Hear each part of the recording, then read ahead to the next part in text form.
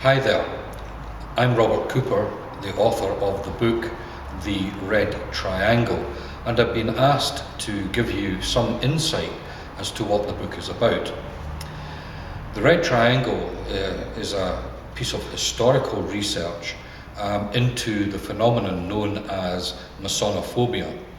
Now, Masonophobia is a new word which has emerged to replace the wishy-washy phrase anti-Masonry, because that tends to fall into the same kind of category as anti-car or anti-smoking. It conveys nothing of the nastiness, the viciousness of attacks made, particularly in the recent past, against Freemasonry.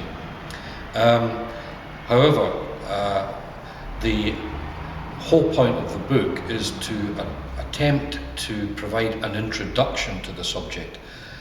Sadly, once the research had commenced, it became very clear that Masonophobia has been around almost as long as Freemasonry itself, and therefore the subject is simply too vast to include everything in one volume.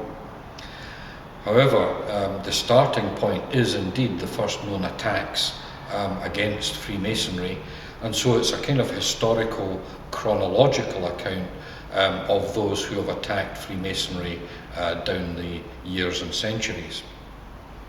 So there is some straightforward historical information about the origins of Freemasonry contained within the book, but perhaps more disturbing than these very early attacks are those that are examined of more recent vintage, particularly those from the 1990s, which for whatever reason were particularly vicious. It's the reasons why these attacks were made and have been made down the centuries that is the subject of the book. It's an attempt to try and understand the process that leads to Freemasonry being attacked. Some of the information uncovered during the process of research is actually rather disturbing. For example, Adolf Eichmann, the architect of the Holocaust, was recruited by the Gestapo for his administrative ability. The first job that he was given as a member of the Gestapo was to create a card index to identify and track every Freemason then resident in Nazi Germany.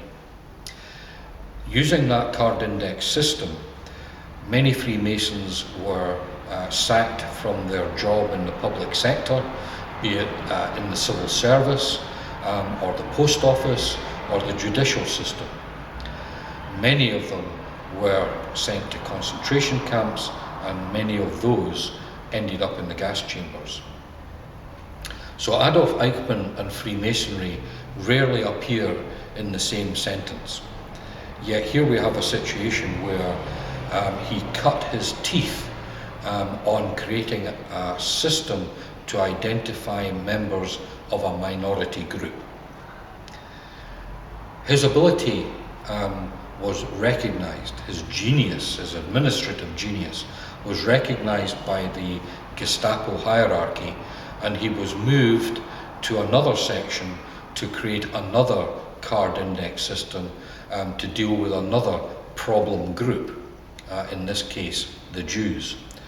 So here we have a situation where probably the best known victims of the Holocaust were identified using an administrative method that was used to identify Freemasons.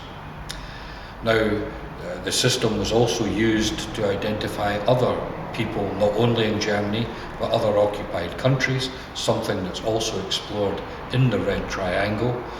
But groups such as black people, disabled people, Jehovah's Witnesses, members of the gay community, trade unionists, members of other churches, that kind of thing, were all the subject of Eichmann's card index system.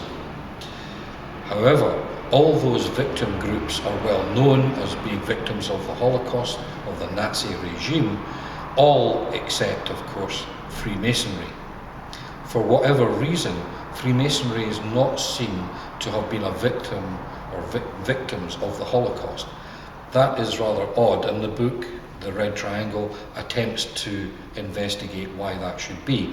However, the book does not dwell overly long, I don't think anyway, on the Nazi persecution of Freemasonry, and is also more interested perhaps in trying to understand contemporary history in terms of Masonophobic attacks.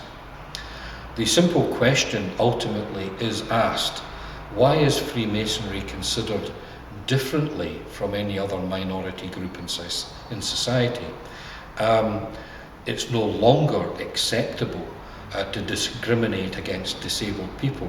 It's no longer acceptable to discriminate against Muslims, members of the gay community, etc., etc., and quite rightly so. Why Freemasonry is not seen in that same way is investigated in the Red Triangle. That said, there are a number of conclusions or a number of reasons why that is so, given in the book. One of them, and this is explored in considerable detail, is that as society becomes more sophisticated in how it treats its citizens, how it treats members of that society, numbers of groups that are politically acceptable to attack are decreased in number.